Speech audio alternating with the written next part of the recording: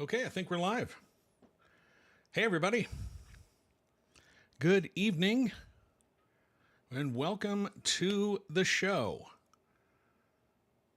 My name is Brian Schott. I am an independent journalist covering Utah politics. I've been doing it for more than 25 years.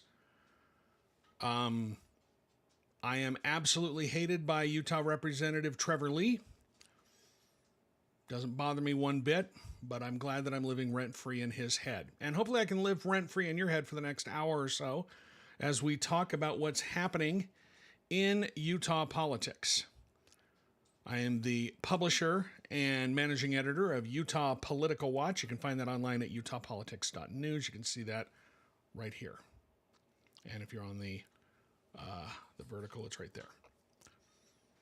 I got to figure out how to do that. Anyway, we've got a lot to talk about. There's a lot going on. First day of the Utah legislature. Some interesting things happened. Nothing too major. There is some legislation that we need to talk about. And we can also talk about the progress of the signature gatherers trying to repeal Prop 4, Utah's anti-gerrymandering law.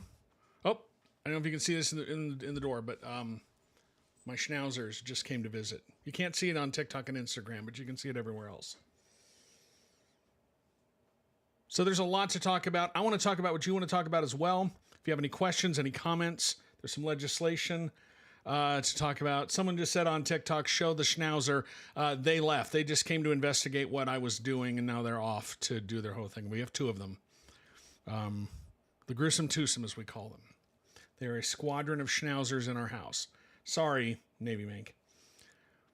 Before we get into everything, Navy Mink asks, do you still have your press credentials revoked? Yes, they have denied my press credentials for a second year. I am, again, the only journalist that they will not give press credentials to.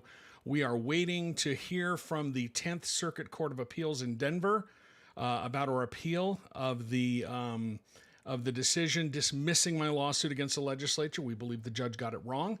And so we're waiting to hear from that. We have asked them to expedite it because the session's going on right now, and we're asking for them to expedite a decision or to give us an injunction pending appeal, which would force the legislature to give me a press pass for the session.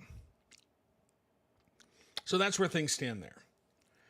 But today was the first day of the Utah legislative session.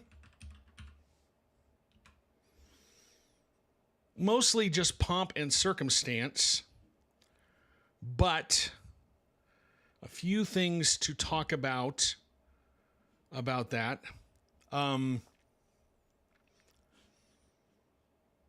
Dank on YouTube, right out of the gate, says, how seriously do other members of the House take Trevor Lee's proposed legislation?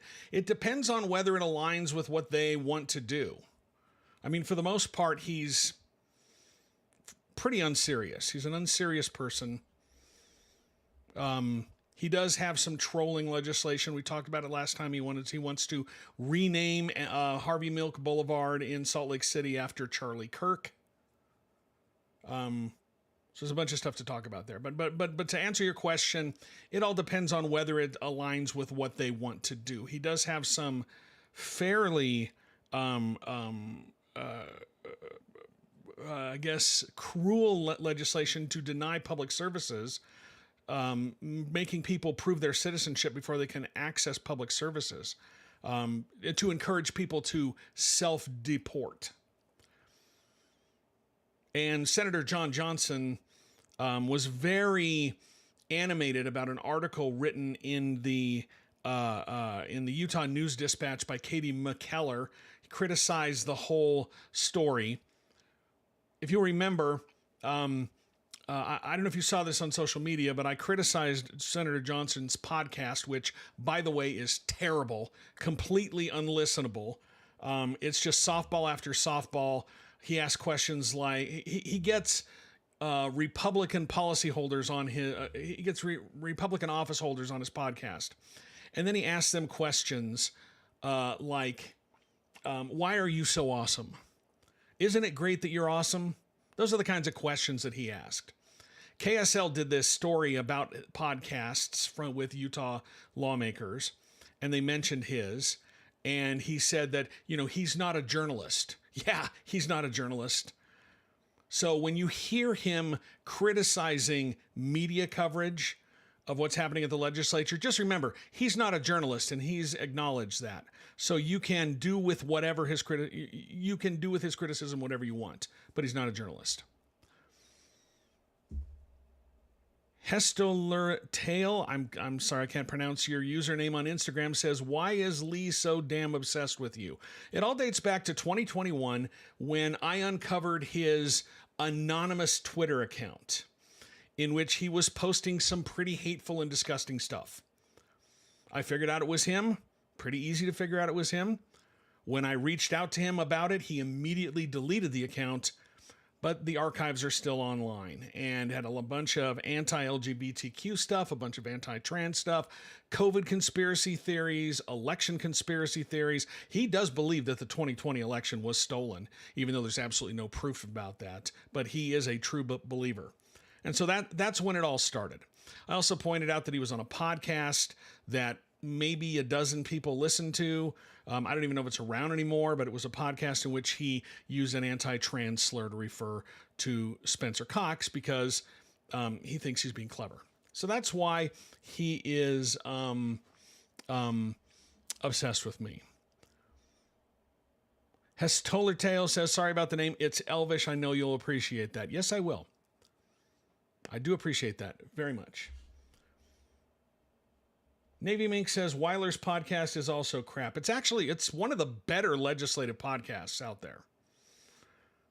The House has a podcast that they do an episode like maybe once every 4 months when they remember to. They haven't done one for a while. I think the last one they did was after the judge ordered them to draw new maps. So anyway, a lot of stuff to talk about. A lot of stuff that's going on here in Utah. We had the opening day of the Utah legislature. I was really taken aback by some of the things that happened in the State of the Judiciary address.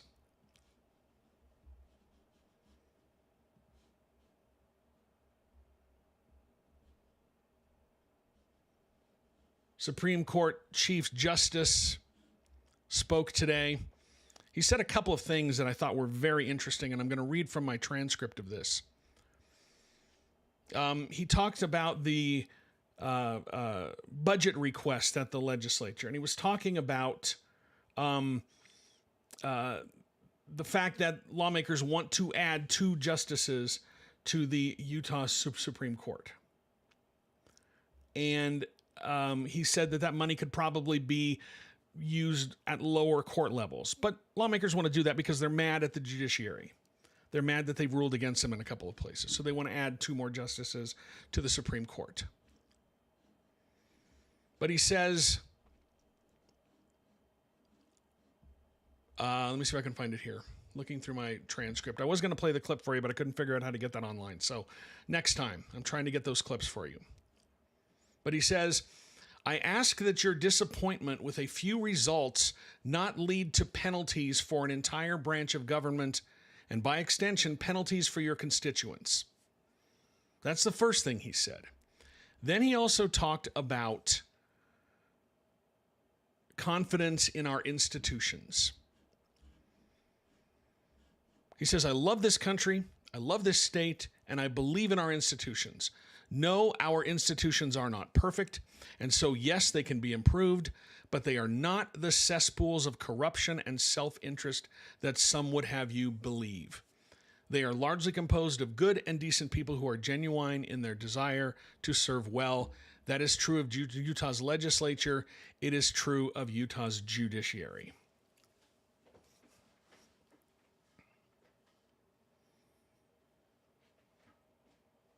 And so, so the Supreme Court, the head of the Chief Justice of the Supreme Court in Utah knows that things are tense between the legislature and the judiciary right now. And it's over the rulings in the gerrymandering case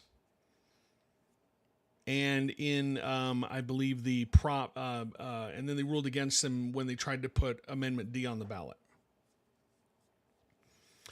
So lawmakers are pretty hot about that, and they want to punish the judiciary. So I thought that was interesting from today. If you go back to, if you have a chance, watch Speaker Mike Schultz's opening address. It wasn't great, but it was clearly the kickoff of his 2028 gubernatorial campaign.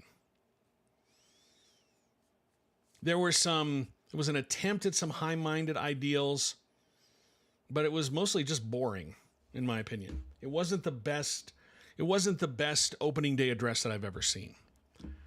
But it also was not as bad as Speaker Marty Stevens on opening day when he was getting ready to run for governor. His was terrible. That was one of the worst opening day addresses by a Speaker of the House that I've ever seen. The best one that I ever saw was former Speaker Becky Lockhart when she tore into Governor Gary Herbert because she was going to run against him.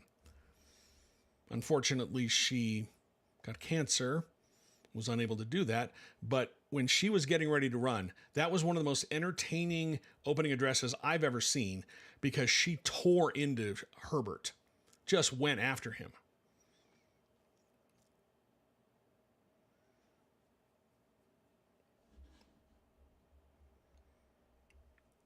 So,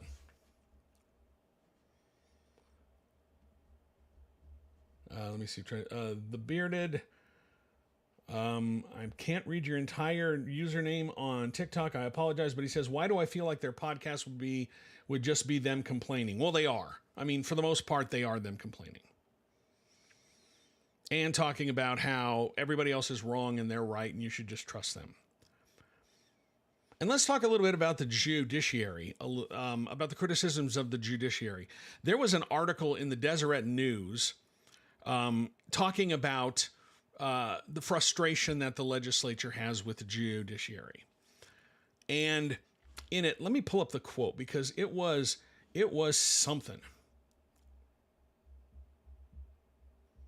To find the screenshot of the quote.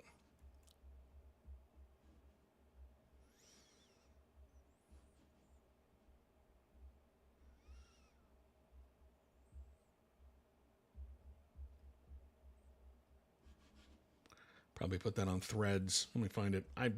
Everybody's got 8 million social media accounts. Okay, here it is.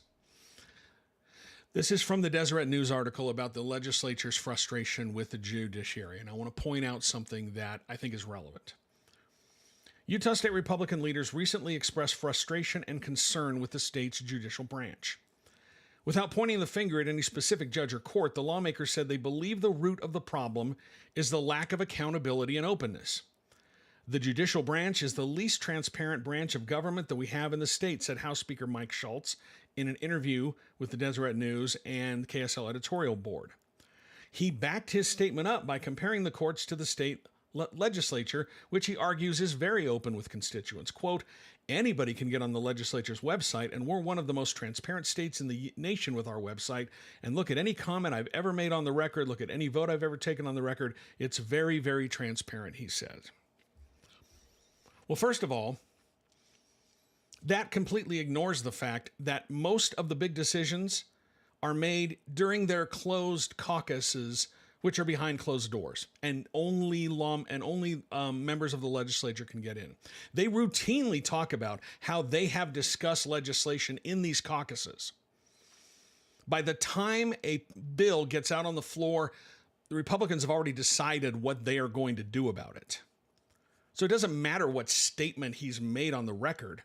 The decision-making process is generally made out of view of the public. And they can argue that it's not, but that is the truth, first of all. So they're the most transparent. No. But this is also exactly the same argument that they're using to deny me a press credential. They said, well, I can just get all the information I need from their website, so there's no reason for me to be able to ask questions of the leadership in the House and the Senate. There's absolutely no reason for me to be able to do that because I can just go on the website. That is a preposterous argument. But it's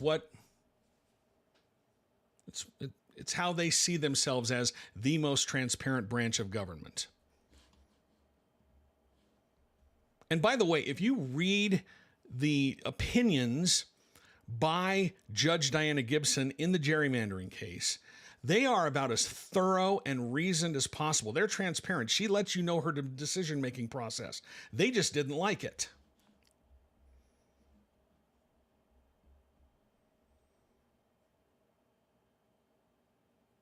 So, anyway. So those are, and last thought I have from the opening day of the Utah legislature. President Adams, whose speeches are usually not great, he was more animated than I've seen him in a long time. Like it looked to me like he was almost yelling at times, trying to project his voice across the chamber. And to me, it looks like someone who knows that they are facing a very, very tough challenge in their reelection bid this year. He's got 3 challengers for the Republican nomination. He knows it's going to a primary. He's never had a primary election in his life. This is going to be the toughest reelection he's ever had. And I'm going to talk about in a little bit why I think we've got another indication as to why he might be in trouble. We'll get into that when we talk about the signature totals for Proposition 4 and the attempt to repeal it. All right, let me go through some of these questions and comments.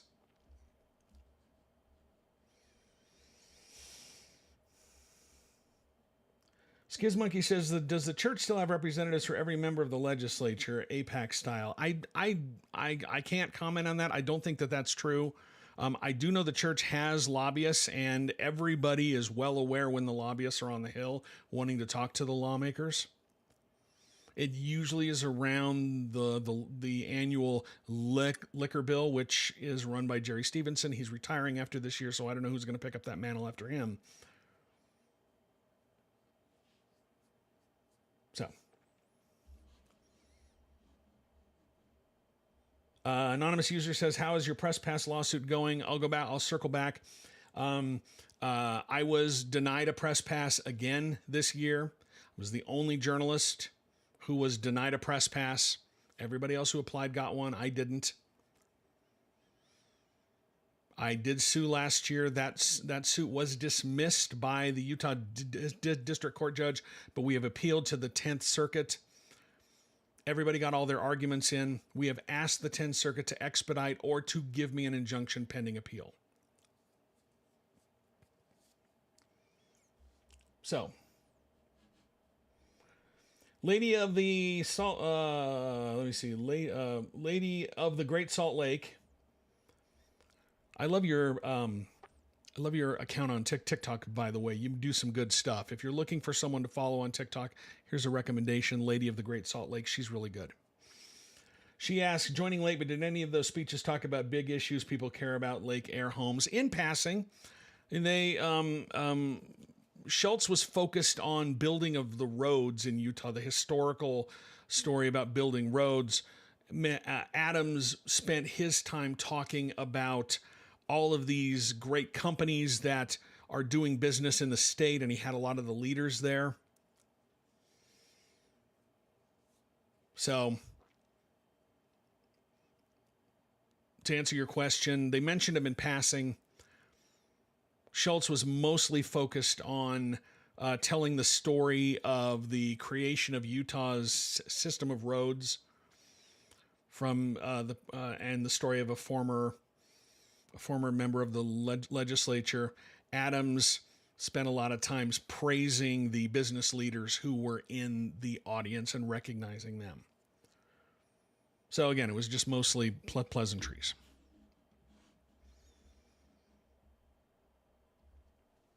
So, we'll come back to the legislature in a second, but this is the thing I really want to talk about, because this is so interesting to me, and I need to bring up my numbers. So you type it in here. I have been digging into the signature totals for the Prop 4 repeal measure, digging in hard, and I am not good at math, but I'm fine, but I'm working hard to try and parse these numbers. And right now, Right now, the signature gathering effort, the math is brutal. It is not good for them right now. They've been collecting signatures for more than a month now, and they are currently just at 34% of the statewide total. They need 140,748 signatures statewide to get on November's ballot. And right now, they have 48,000, just over 48,000. And so, I don't know if so they are behind the ball. They've got 3.5 weeks left to collect signatures. And there's a couple of deadlines you need to understand. The first one is February 14th. That is the last day that they can turn in signatures. All the signatures that they're going to collect, they have to be in by February 14th.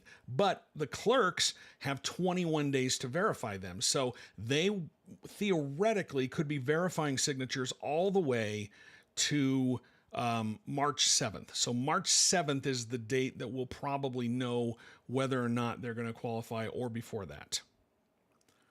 So they're at 34.34% on the signature totals, the statewide. Okay. With their timeline, if you look, and I calculated this by business days because we get updated numbers on business days, and they verify signatures on business days. So it's weekdays, not weekends, not holidays. So they're going to be verifying signatures Monday through Friday. They'll skip President's Day next month. But that's the timeline that we're looking at. So I calculated this based on the number of business days remaining for clerks to verify. And they will need to add 2,801 verified signatures to their total every single day all the way up to March 7th in order to just hit that minimum statewide goal. But they are behind the 8 ball. The good news for them is they have topped that 2,801 signatures on 6 separate days since they've been turning them in. So they've done it 6 times. They've gone over 2,500 verified signatures on 10 separate days. Their best 5-day average was 2,858 verified signatures per day between December 15th and 19th, right at the beginning of the turn-in process. But the bad news is they have struggled to maintain that pace.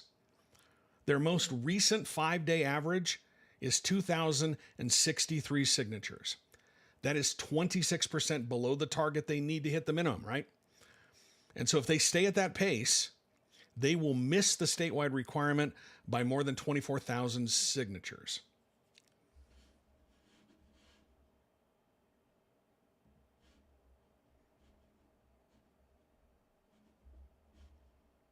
So that's the first piece.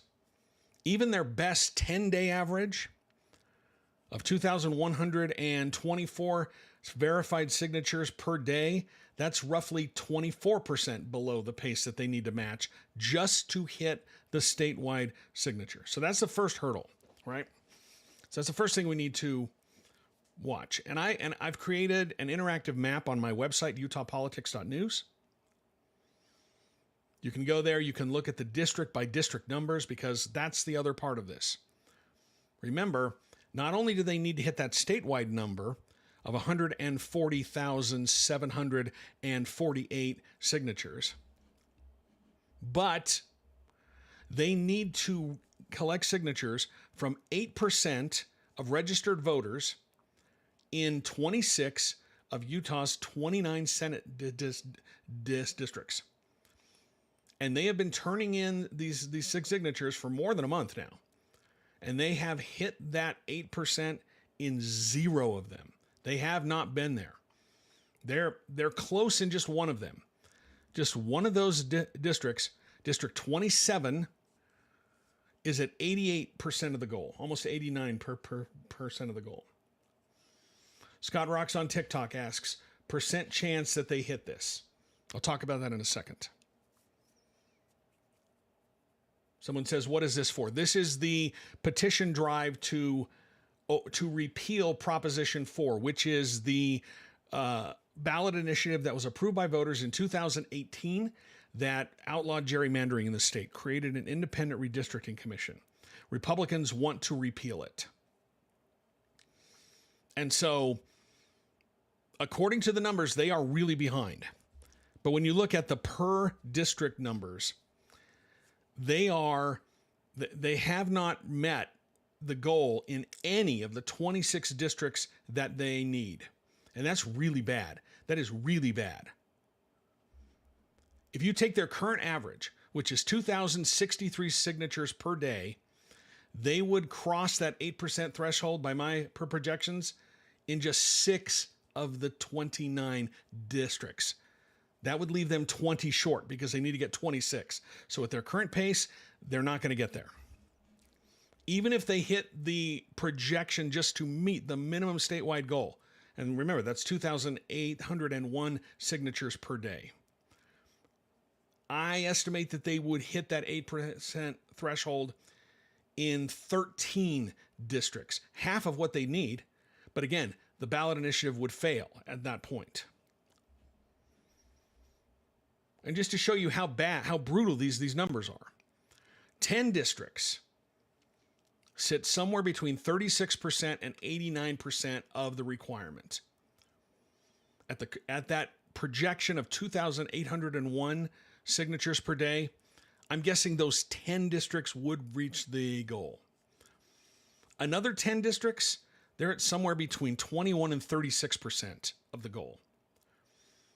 Each of those districts would need to add roughly 100 to 120 new signatures per day to hit that 8%. And that's going to be tough.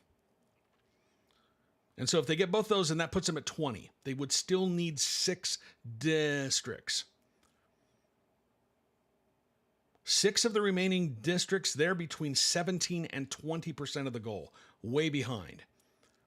And then 3 districts are currently below 16%. And I would guess those 3 districts are not going to make the goal.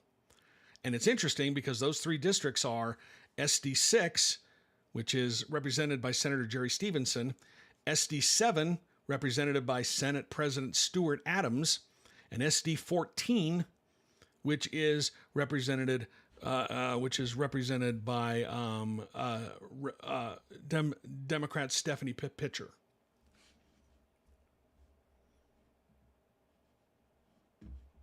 And so, the fact that Stuart Adams' district is one of the lowest districts for signatures, not only percentage-wise, but overall signatures, that tells me he might be in a little bit of trouble. That tells me like his constituents might be a little mad at him because they're not able to find Republicans. They're not able to, and by the way, it's mostly Republicans who's signing this.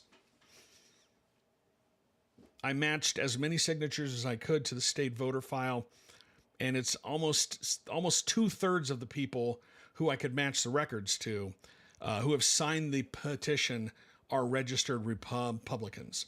So this is not a bipartisan thing. This is a Republican-driven effort.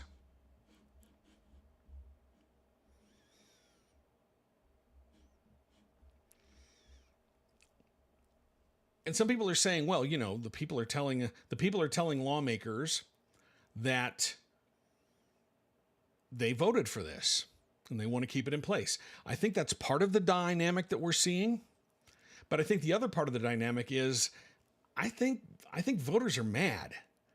I really do. I think they're mad at the legislature as a whole for a number of the decisions that they are making. I think the legislature has looked bad in this court case over Proposition 4, and they're challenging and their attempts to override the will of the people. Proposition 4 passed with a majority, which is what the rules are. That's the will of the people. And the Republican majority in the House and the Senate twisted themselves in knots, coming up with a reason to repeal it and replace it with something else that gave them still the power to draw these, give the power to draw these districts. And so I think that they're mad. And Heather on TikTok says, but a lot of Republicans also don't want them to change what we voted for. I think that that's right too. And you hear a lot of repealing Prop 4 restores our constitutional order. Well, that's up to a judge.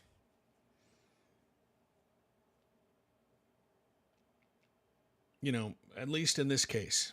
And then we'll see what happens with the repeal effort.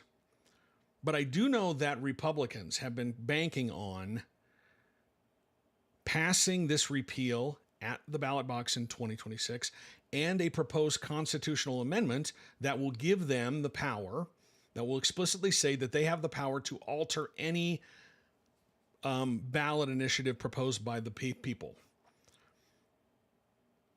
And I don't know if that's going to pass. I don't know if that's the kind of thing that they actually want to have on the ballot.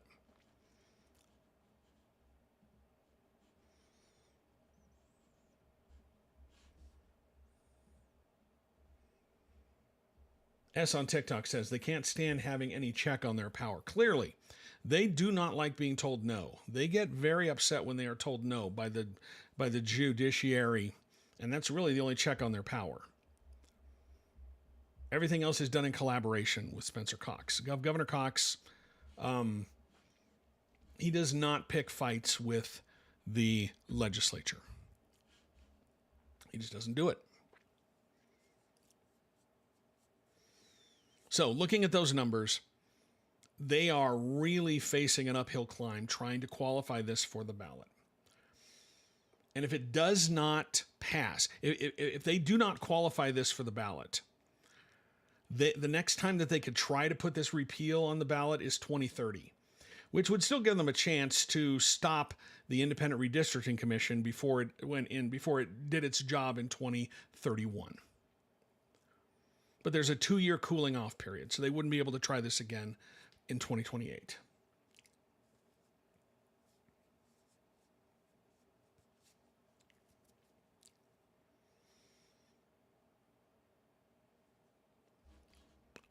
One person asked, and I did, and I'm going to stay on this for just a minute more, because I think this is also really interesting.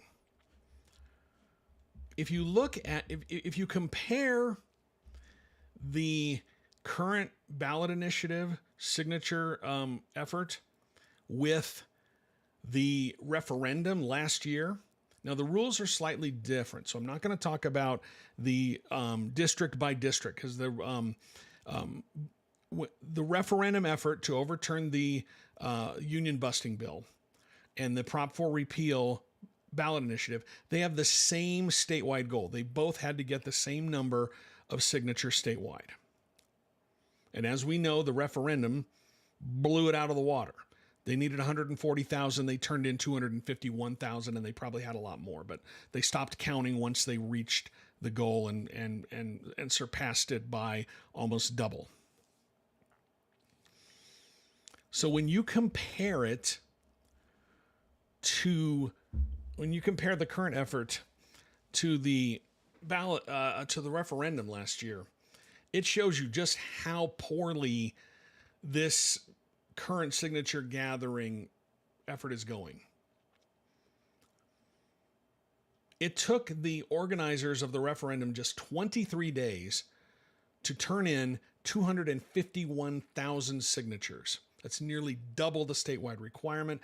They averaged almost 11,000 per day. 11,000 verified signatures per day. Right now, Prop 4 is averaging 2,000. And they've got more time, yes, but they're way behind. In fact, they are turning in signatures, or they're getting signatures verified 81% slower than the referendum.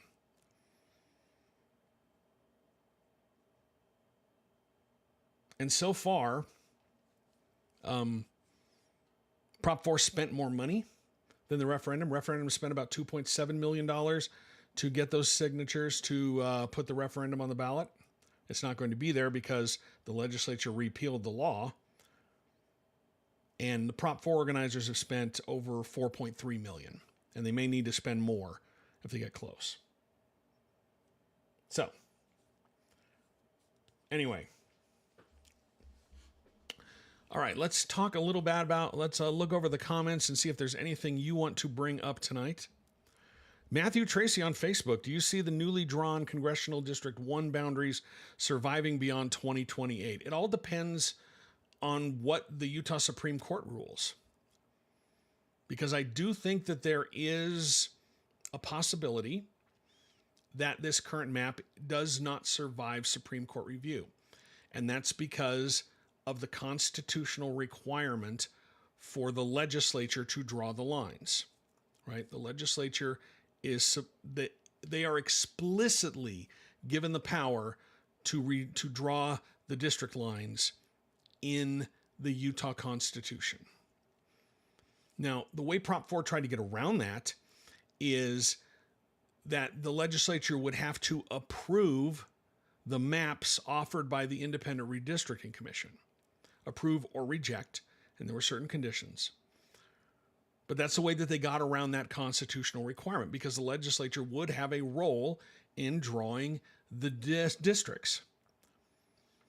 When Judge Gibson implemented the plaintiff's map over legislative option C, the legislature did not play any role in that. And so I think that there might be a problem. It depends on what the Utah Supreme Court decides. Whether they decide that the judge overstepped her bounds by implementing that map, which could lead to option C being put in place. And I think the people I talk to, the experts, people who work on congressional campaigns have told me, and these are Republicans who work on Republican congressional campaigns, they've told me that option C could be an absolute nightmare for the Republican Party in Utah, because they think it's possible that instead of one Democratic member of Utah's congressional delegation, there might get two. Because we remember option C, it split Salt Lake County in half, and it created all four of the districts under option C would favor a Republican candidate. They did vote for the Republican candidate in the statewide elections in 2020, 2024, right? But not by as much as other places. I think one of the districts, the one that stretches from the eastern side of Salt Lake County out to the eastern border and then down south, that one voted for Donald Trump by 0.5% in 2024. The other one, the other half of Salt Lake County is in a district that's the western side of Salt Lake County and Tooele County. That one voted for Donald Trump by about 6 points. And given the dynamics that we're seeing right now, and again, what we're seeing today may not be the way it is when we get to an election. It's a long way to November. But given the dynamics that we're seeing today, we are seeing the makings of, I think, a pretty big Democratic wave in November. And when you have a Democratic wave, R+6 districts like the one that is the western half of Salt Lake County and Tooele County, those tend to flip in wave elections. And if we do get a wave election, the R+0.5 district, that's the eastern half of Salt Lake County, that one would most certainly flip. If you remember, when Ben McAdams was elected in 2018, that was a wave election. He was running in, I believe, an R+15 or R+16 district. That was a reach.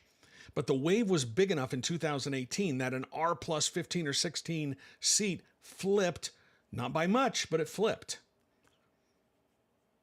And so I have had several Republicans tell me that the legislature should be thanking Judge Gibson for saving them from themselves. Because if option C, which I've heard is the one that they want to put back in place, if option C goes back in place, that could be a major problem. But if the current map stays, if the plaintiff's map stays in place, I'm sure there will be more lawsuits, more attempts to undo it. There's a possibility it could be redrawn because they did not follow the process under Prop 4. So the legislature might be able to redraw it under Prop 4, and we'd get an independent redistricting commission. This is all assuming that Prop 4 remains in place, but we get an independent redistricting commission, and they could try to redraw it. Or if they somehow repeal Prop 4, and again, the math is against them, but if they repeal Prop 4, then they would have to probably go back to the drawing board, and they might go back to the first map, the 2021 map, or they could try to draw a new map. So I don't think it's for certain that the current map stays in place.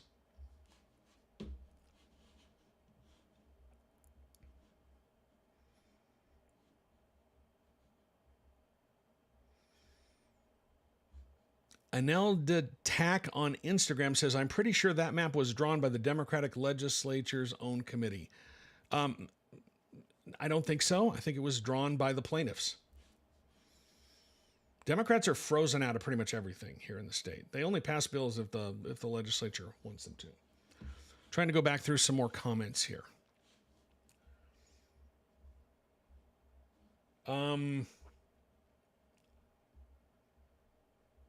Trying to go back here. There's a few things that I saw.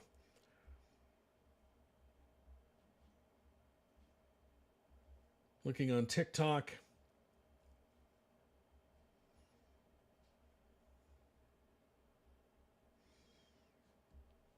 Someone says, when you're ready for another topic, how likely do you think it is for Trevor Lee's bill to rename Harvey Milk Boulevard in Salt Lake City?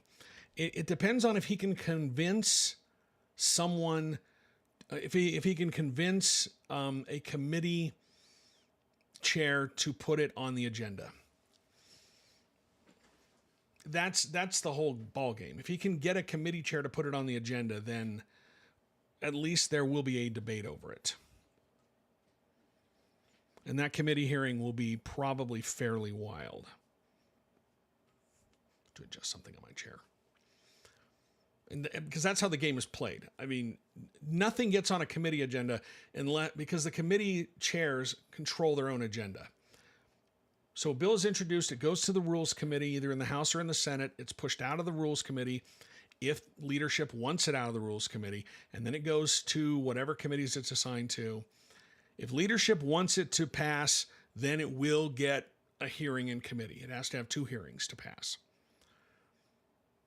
If leadership doesn't want it to pass, or if they are neutral on it, or if they haven't taken a position on it, then it's up to the sponsor to convince the committee chair to get it on an agenda.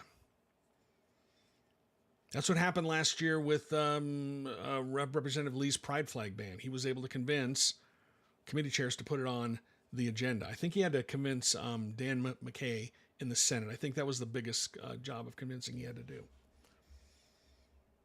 So again, I don't know what the odds of that, but it's one of these distracting culture wars that they love while they do other stuff, right? Scrolling through some other comments here. Appreciate everybody coming on tonight. Remember, if you want to keep up with my coverage of the Utah legislature, you can go to my website, utahpolitics.news. Well, you can also drop me a follow on whatever app you're watching on. But you can also go to utahpolitics.news, sign up for my newsletter.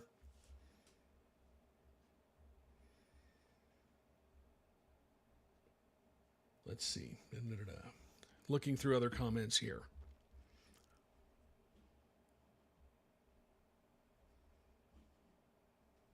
Hey, Chris Collier says, do you think there will be more bills introduced and passed this year than last year? Will the legislature push through horrific controversial bills at the end of the session?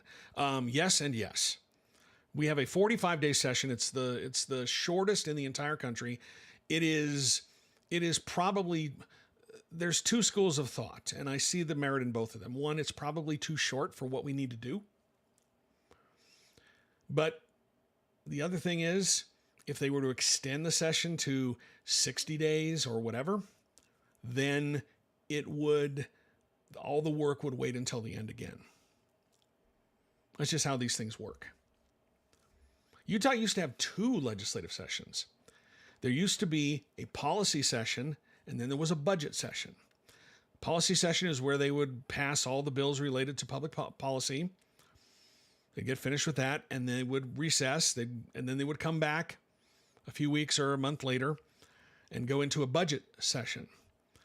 And then eventually the budget session just became another policy session, and so they decided to change it. And now we're down to 45 days for one session, plus whatever special sessions we need. But lawmakers love to talk about the fact that it's the shortest session in the country. They get a lot of stuff done, and they do. A lot of bills get very short shrift, though. There's not some bills get a lot of public debate. Other bills get zero public debate.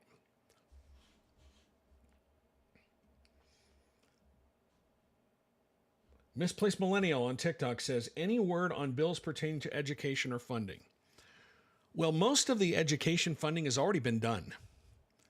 They've already decided that because they have to. They decided it in December. I don't have the numbers directly in front of me, but back, I believe, in 2018 or 2019, maybe it was 2019 or 2020, maybe, right around there. There was a group called Our Schools Now, and it was a bunch of business leaders, like heavy hitter business leaders, and they were going to run a ballot initiative that would limit class size, increase funding for schools. It was very progressive towards education. And the legislature was terrified that this thing was going to pass because it would completely tie their hands on these issues.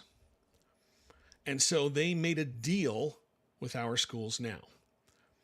And what that deal was,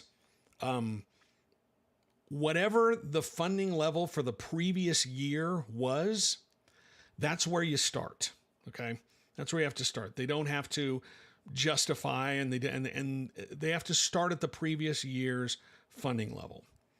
And then at the beginning of the year, before the session even starts, lawmakers have to provide funding to cover any inflationary increases and for enrollment growth. It used to be that you would wait until the very end when lawmakers would make everybody wait. They would wait until the last possible moment to say, this is how much money we're giving schools. Now they've already decided how much they have to give schools because it's a law. It's in the statute. So they have to make those big funding decisions about education before the session even starts, and they did it in December. Anything that comes after is discretionary. And in the last few years, they really haven't done a lot of discretionary funding for schools. They talk about all of the money that they've provided for schools and how much they've increased the weighted pupil unit, the WPU. That is the basic school funding unit in Utah. It's how much they spend per student. And they talk about we increased the WPU by this much, by 3%, 4%, whatever. But they were required to do that for the most part. So while they are touting that, while they're patting themselves on the back for doing that, it's what they had to do. So that's where the education funding component comes in. They've already done the big stuff. Nathan Detroit says on Twitch, you listed in the email there might be another tax cut. Is that an income tax again? Yes, it is. They are talking about another 0.05% income tax cut. So I think it would drop the rate to 4.3%. If I'm 4.3 or 4.35. Anyway, they want to drop the income tax rate again.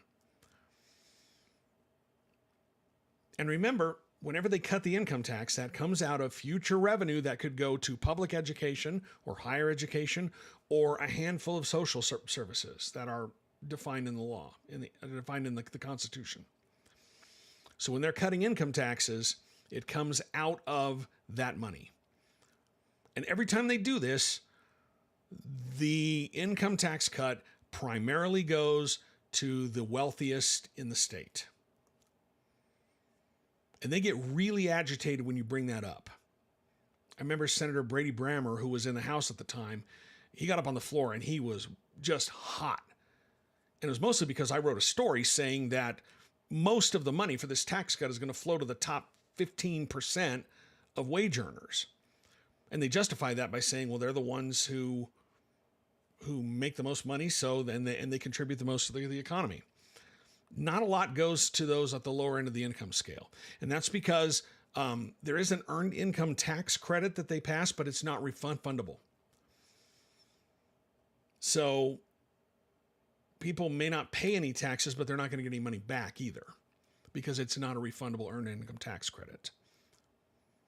So that's what they're talking about, cutting taxes again.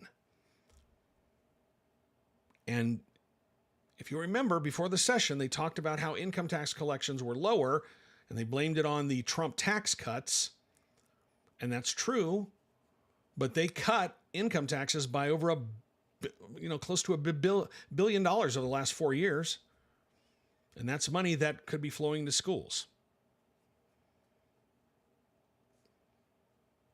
Remember, Amendment A that they wanted to put on the ballot, they withdrew it because they missed the noticing deadline to publish it in newspapers under the Constitution.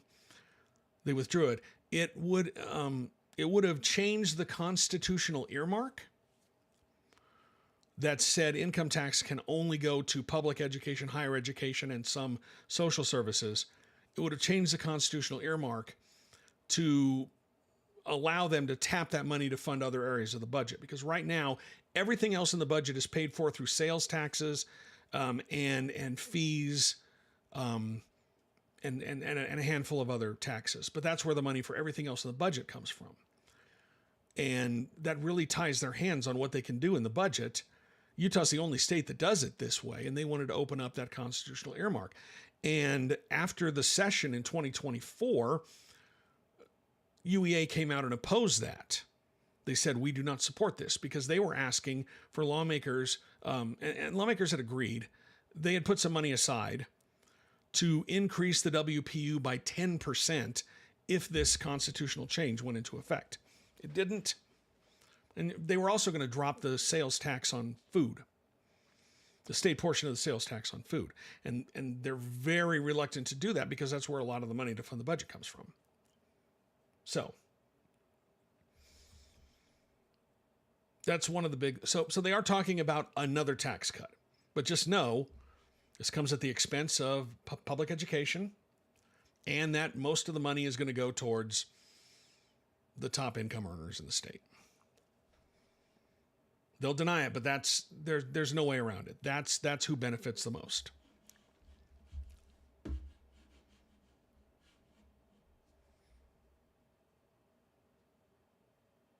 Nathan Detroit says the median income is $98,336. A 0.05% cut would mean the median earner pays about $50 less. Yeah, just a couple of bucks a month. And when you bring that up to them, because these cumulative tax cuts, like every time they would cut tax, the people in the middle would get their taxes reduced by $10 a month, $12 a month, $8 a month. When I asked, the last time I asked them about that, the answer was, well, yeah, it seems small, but in aggregate, it adds up. Well, it does add up to maybe about $100, $200 a month. Maybe $100 a month, maybe. Those at the lower end of the income scale, none.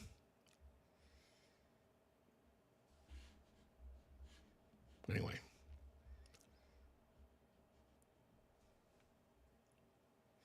Hey, Chris Collier says, these income tax cuts are problematic from a revenue standpoint because it seems it leaves municipalities no choice but to raise sales taxes or fees or property taxes.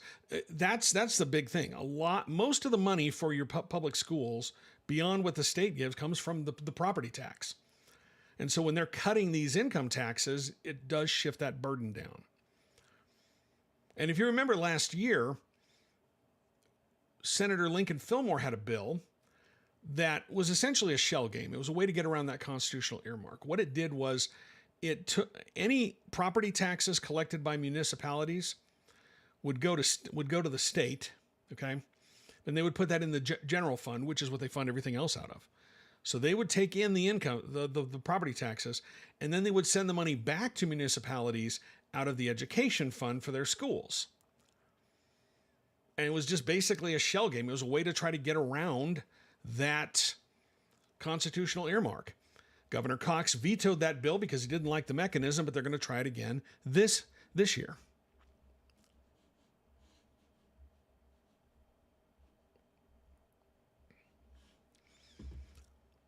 There's a couple of pieces of legislation that I have my eyes on, and I've written about them.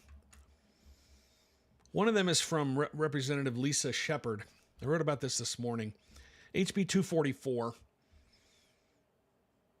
What this does is it makes it illegal for an employer to retaliate against an employee or a potential hire or someone who's applying for a job because they cooperated with police or immigration enforcement.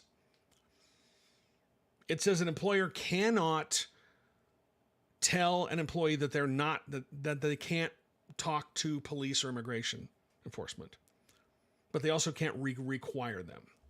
But firing or disciplining someone because they spoke with police or ICE would be off limits under this bill. That's the legislature once again imposing on the private sector. They like to talk about the private sector, but when they want to accomplish something, and this is,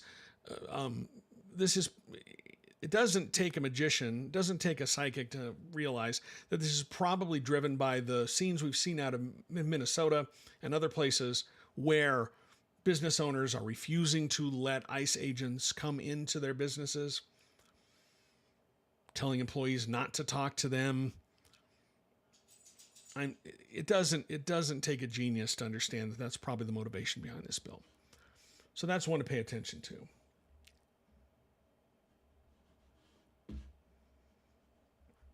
Elliot Nutter said, did anything interesting happen on the Utah legislature day one? We've already talked about that a little bit.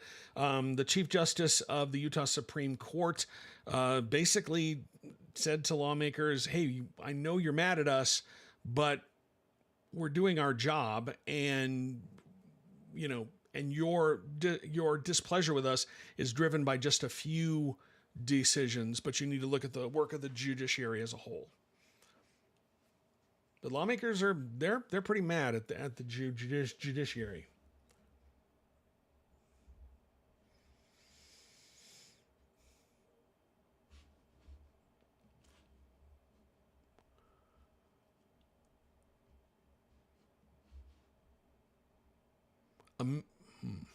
Looking at some of the other questions that have come in.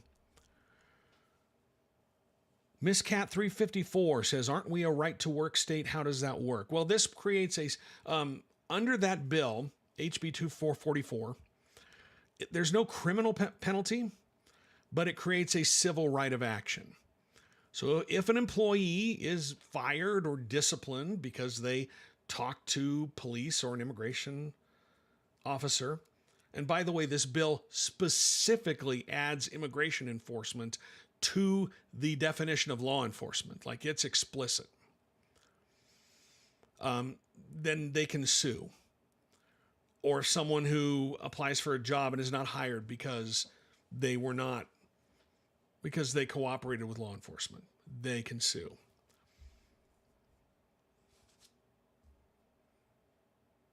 So that's one of the, that's how they get around that. There's not a criminal penalty. There just creates a civil right of action for trying to do that. But the problem is, if you take this to its logical conclusion, if an employee is disciplined for any reason, performance, behavior, whatever, they could potentially claim that it was because they cooperated with the police and then file a lawsuit. It's going to create a nightmare for HR, is what it does. So that's one bill to keep your eye on. Kelly Poodle says, maybe off topic, but are they making any legislative decisions regarding paying for the Olympics? Not really, not yet. I mean, they've released the plan. We'll probably start seeing that as we get a little bit closer. I don't know what they're going to do about the fact that we're not going to have any snow for the Olympics. Because this weather, I mean, those mountains are bare. And Kelly Poodle says, Dan, could the Olympics provide leverage to introduce environmental protection bills? No, no.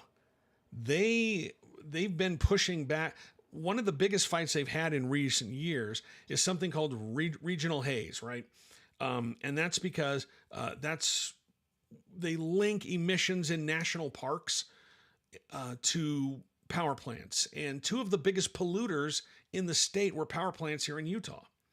And the state was going to get all sorts of sanctions because they weren't doing anything to force emissions to be cut. But when Trump came into office, those standards were relaxed. So now we don't have to abide by that. So if you think we're going to get legislation to protect the environment, not with this current Republican majority, this Republican supermajority in control, because they believe in deregulation unless it's something they really want to regulate, you know. Scott Rock says less than 50% snowpack, we're cooked. Yeah, people in states like California, Arizona, New Mexico, they better be praying that Colorado and Utah gets a bunch of snow over the next couple of months, or they're going to have a summer that is absolutely going to change their lives. And we're going to have a summer that's going to change our lives drastically. It's really bad. And I am low-key freaked out about this. Probably going to be high-key freaked out about it.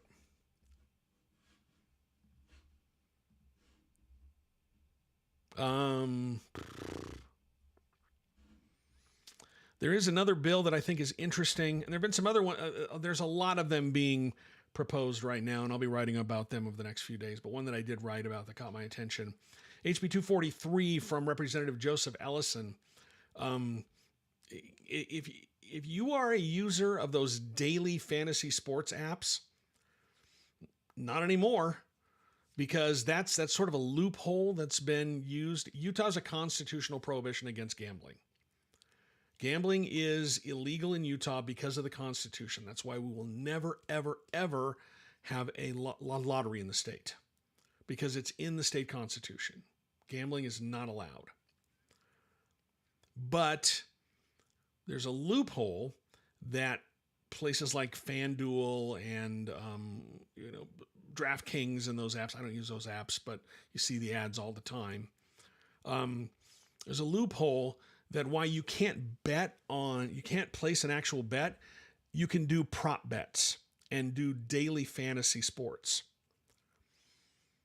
Those, where you compete against other players to win money, or you try to bet on somebody's performance in a game. That's going to be illegal under this bill.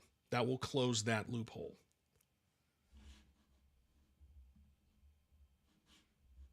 So I think that's fascinating. We're starting to see election bills pop up. John Johnson has one that's going to make it harder for people to keep their voter registration information private. Hey, Chris Collier says, prediction markets, it's gambling. Yeah, I wonder about that, because you wonder if that would fall under the definition of prop bet, because it is gambling. That's something came to me today. I need to do a little more research on that. But that's sort of that's a loophole that's been flaunted for quite a while. Several lawmakers for years have been trying to get something called parimutuel horse racing legalized here in Utah. It's technically not gambling, because what happens is the people in the you bet on the race against other people in the race. You're not betting against the house, right? And so you go to a horse race, you bet on a horse, you're betting against everyone else who has bet on a horse in that race, and that's the only winnings that you can have. There's not the house, you're not making odds, none of that stuff. And they've been trying to get that legalized here in Utah for years, and they just haven't been able to do it. Senator Mike McKell, who owns some horses, does a lot of parimutuel sports racing. He's in Wyoming a lot. He's in Nevada a lot doing his parimutuel sports racing. He wants to get that legalized, and they just can't get that over the finish line.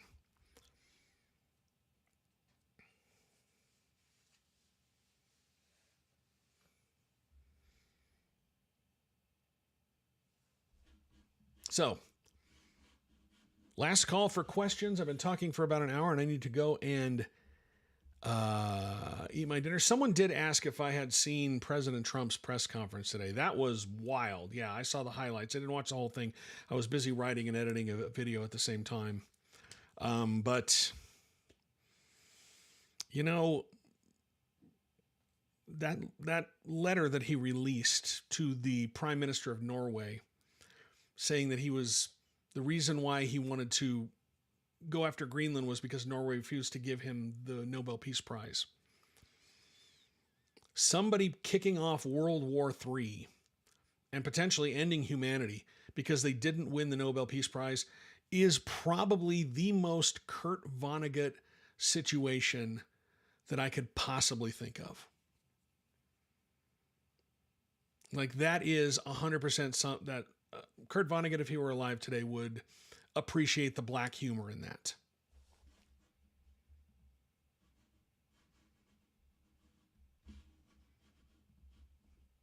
But I want to thank everybody for joining tonight. We're going to be doing this a lot during the session. I may be back tomorrow at some point. I don't know if it'll be this late. I don't know if it'll be early. Depends on when I can work it into my schedule. I got a lot of stuff to do because, as you know, I'm an independent journalist. I do everything you see on the website. It's all done by one guy. I do all the videos. I edit the videos, the podcasts, all that stuff. I spend hours and hours and hours doing this, and I do it because I love it. So if you appreciate what I do me a favor, give me a follow on these apps. Also go to my website, utahpolitics.news. Subscribe to my newsletter. It's free. If you feel like supporting what I do, you can throw me a couple of bucks in the tip jar. You can become a subscriber. If you become a subscriber, you get a subscriber-only newsletter. You get subscriber-only articles. We do occasionally subscriber-only online chats where you get to ask me anything. And I'm going to show you this. I'm going to pull it up. I haven't been able to really get this locked into the system, but I just ordered some brand new stickers, and I'm really pretty happy about them. So I'm going to bring it up and I'll show you on my phone. But these are going to be here in the next couple of days. I'm going to be sending them out to subscribers who ask for them. And if you want one, you need to become a subscriber. So I'm going to show it to you. I'm going to put it up here, and hopefully you can read it, where it says, I'm pretty excited about this one. Back up here a little bit so you can see it on the vertical. But it says, corporate media sucks. Support independent journalism. And those are stickers that are available for subscribers. I should be getting them in the next couple of days. I've ordered them. If you want one, become a subscriber at utahpolitics.news. I'll be happy to send them to you. I'll probably be sending them out. I'll probably be handing them out at once if the 10th Circuit decides to give me an injunction pending appeal and forces the legislator to give me a press pass. So that's probably another way that you can get them. But if you want one, the easiest way to get it is to become a subscriber and ask me for one. I'll be happy to send it to you. That's going to do it for tonight. Thanks again for watching. We're going to do this a lot during the session. It's crazy. There's some crazy stuff already happening. And we're going to, I haven't really identified the bill that they want to rush through. What they do in the first 2 weeks of the session is they ram through the most controversial pieces of legislation, so that everybody's mad about other stuff after it goes through, because there's other stuff to get mad about. They've done it in the past couple of years. I haven't really identified what they're going to do that with this year, but we shall see, and I will keep you informed. So again, follow me on whatever app you're watching. I would appreciate that. My social media presence is growing, and I appreciate that because that allows me to communicate with more of you. Share my account with your friends. Tell other people about me. Go to my website, utahpolitics.news. Subscribe to my newsletter. Again, it's free. You can throw me some dollars in the tip jar, or you can become a paying subscriber and support what I do. Because journalist owned, journalist operated, no corporations. I don't have corporations telling me what to do. I don't have billionaires telling me what I can cover. We're not CBS News, which loves the taste of boots. We hate the taste of boots here. And we will do whatever we can to not lick boots. Because I don't have any time for people. I will not lick boots, and I don't have any time for boot lickers. Because I believe that that's what America's founded on. So again, thank you for your time tonight. I will talk to you again soon, probably tomorrow. Keep your eyes peeled on the apps, and I'll tell you when this is going to happen. But I'd love to have you. I'm glad that you were here. I'm glad you're interested in what I'm doing. I'm glad I get to keep doing this. I'm glad I get to commit acts of journalism. It's because of you. And that's why I do it. So we'll talk to you again tomorrow. Have a great evening. Keep your head up. Bye.